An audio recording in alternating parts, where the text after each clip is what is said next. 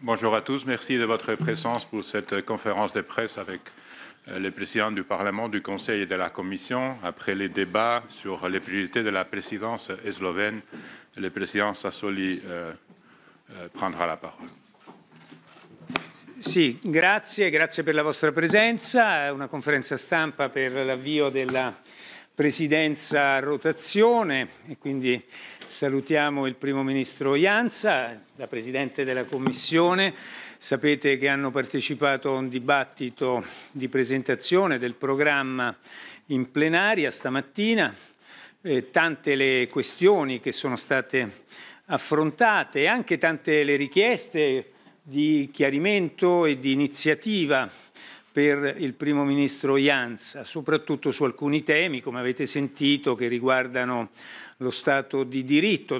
Dalla gran parte dei gruppi politici i messaggi sono stati chiari, c'è anche la fiducia che alcuni passaggi, come la questione della superprocura europea, venga affrontata rapidamente, risolta rapidamente.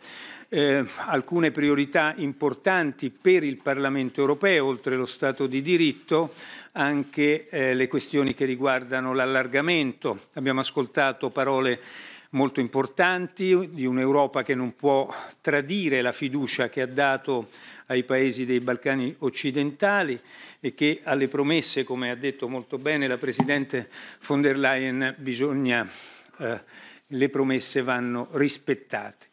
E quindi una presidenza che si avvia ad affrontare grandi questioni. Sapete, siamo tutti impegnati nell'avvio e nella partenza e nel successo dei piani di ripresa. Su questo la Commissione sta dando molto vigore, molta forza, molta fiducia ai nostri Stati membri. Sappiamo che la ripresa ci sarà se l'Europa risponderà insieme. Lascio la parola al Primo Ministro Janša per le sue valutazioni e poi alla Presidente della Commissione Ursula von der Leyen. Prego, Primo Ministro. Hvala lepa, gospod predsednik Sasoli. Lep pozdrav vsem skupaj. Na pravkar končanem zasedanju Evropskega parlamenta je slovensko predsedstvo Sveta Evropske unije predstavilo prioritete za ta semester, za naslednjih 6 mesecev tega leta.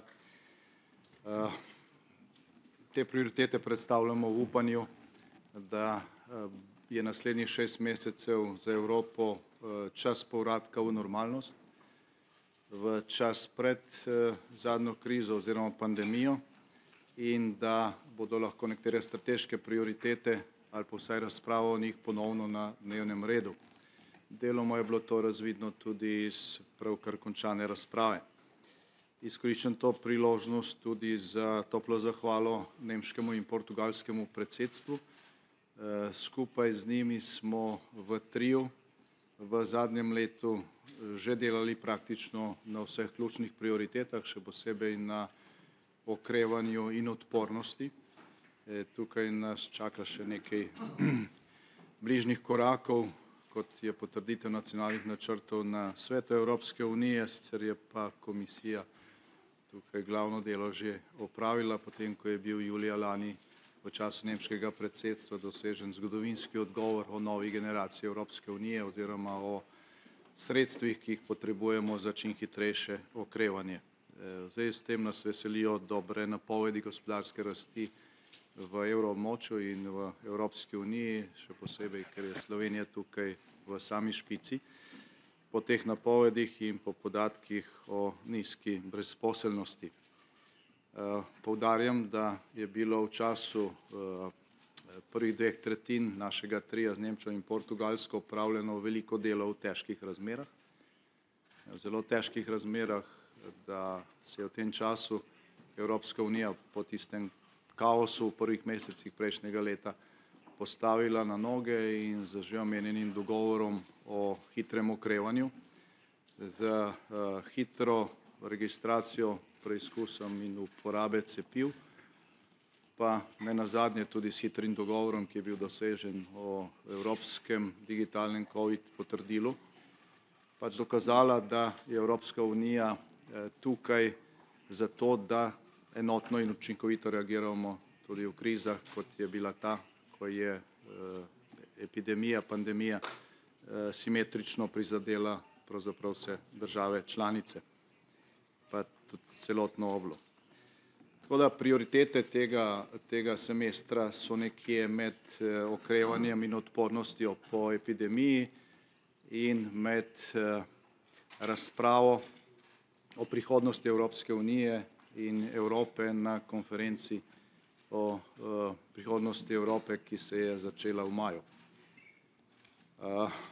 Zdaj vsi upamo, da bo teh 6 mesecev dejansko prehod od ukvarjanja s krizo in od reševanja posledic krize k koncentraciji na strateške dileme, ki so pred nami.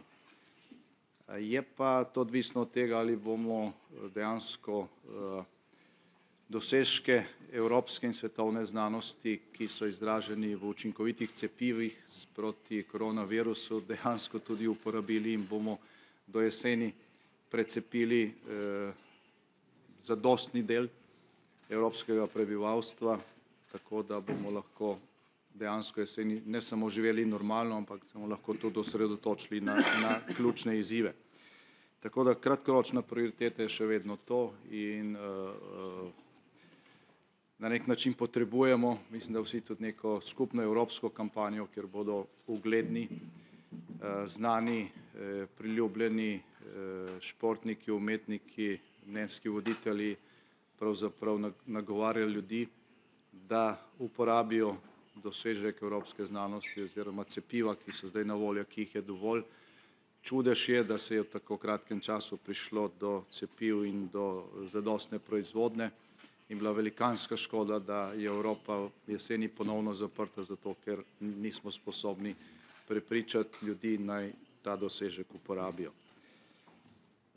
Zdaj, koncentracija na strateške izzive ponovno pomeni, da odnosi z Rusko federacijo, Turčijo, Kitajsko, Severnoatlantskim zavezništvom, situacija v podsaharski Afriki, kjer nekaj 100 milijonov ljudi živi v grožnji terorističnih napadov, radikalizma, revščine, ne bodo na dnevnem redu kot 4., 5., 6., 7. točka, ampak da bodo prišle v ospredje.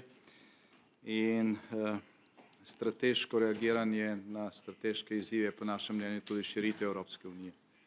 Veseli smo, da je v tej polovici leta, da sta 2 pomembna sestanka evropskih voditeljev namenjena širitvi. Prvi bo 6. oktobra v Sloveniji, kjer bo srečanje Evropskega sveta z voditelji držav in vlad 6 kandidatk z Zahodnega Balkana. Tukaj upamo, da bo prišlo tudi do nekaterih konkretnih prebojev pri hitrejšemu vključevanju oziroma približevanju nekaterih zahodno-balkanskih držav k Evropski uniji. Decembra pa je na seji Evropskega sveta tudi vprašanje vzhodnega partnerstva oziroma vprašanje povezano z odnosi med Evropsko unijo in vzhodno soseščino, kjer upamo, da bomo tudi lahko storili nekatere korake nazaj, da ne bomo še naslednja desetletja talci tako imenovanih zamrznenih konfliktov v vzhodni soseščini, ki so bili oblikovani ravno zato, da se prepreči evropska perspektiva državam na vzhodu. Torej, veliko izzivov je pred nami in upajmo, da se bomo lahko z njimi soočili v razmerah, ko se bomo fizično srečevali, ko ne bo vse potekalo preko ekranov in audio-video konferenc in kjer bomo lahko naredili pomembne korake naprej. Hvala lepa.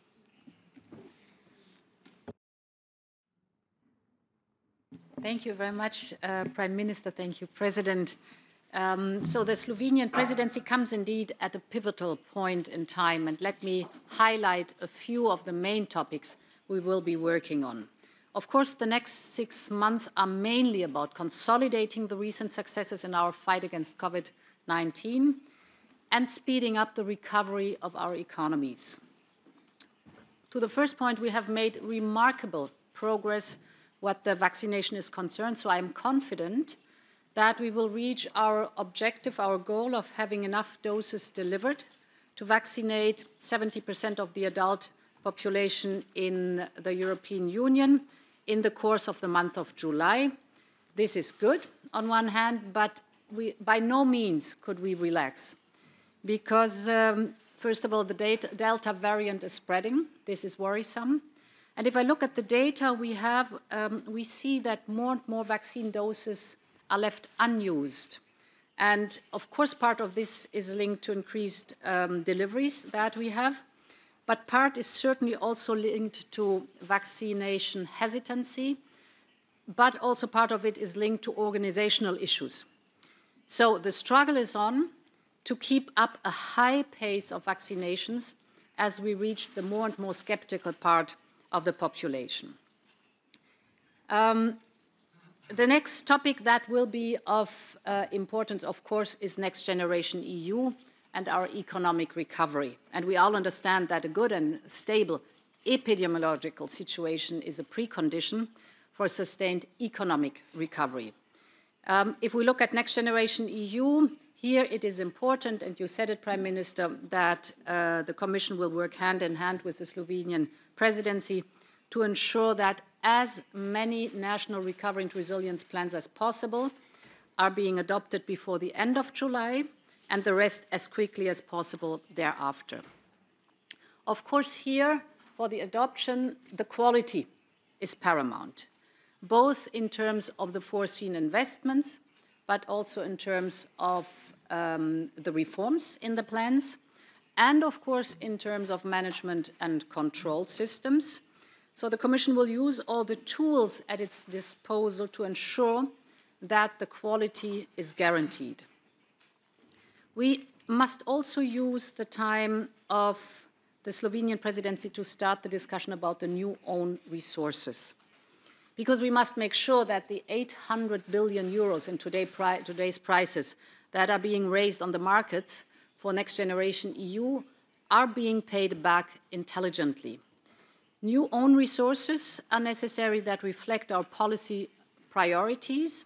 In 2 weeks, the Commission will come forward with its proposal, and I count on the Slovenian presidency to kickstart the discussion in Council as soon as possible, and I count, of course, on the President of the Parliament to ensure the same in the Parliament. Speed is of the essence. The same goes for the next important phase of the European Green Deal. As you know, next week we will present our proposal for systemic change on the road to 2030.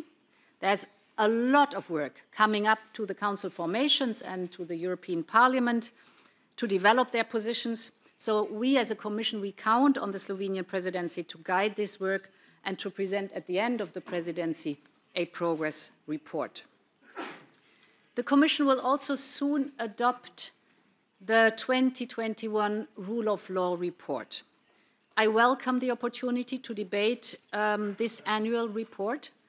The report assesses the issues and the challenges each European country faces to uphold and to strengthen the pillars that sustain democracy. And let me be very clear, a strong and vibrant rule of law is an absolute precondition for all our other tasks, including a successful economic recovery and a successful transformation. Let me finish with enlargement. This is a file which I know that we share the same objectives as the Slovenian presidency. The Commission will support the presidency in its ambition to ensure progress on this file. In particular, we will work together to convince member states to boost the accession process for Albania and North Macedonia.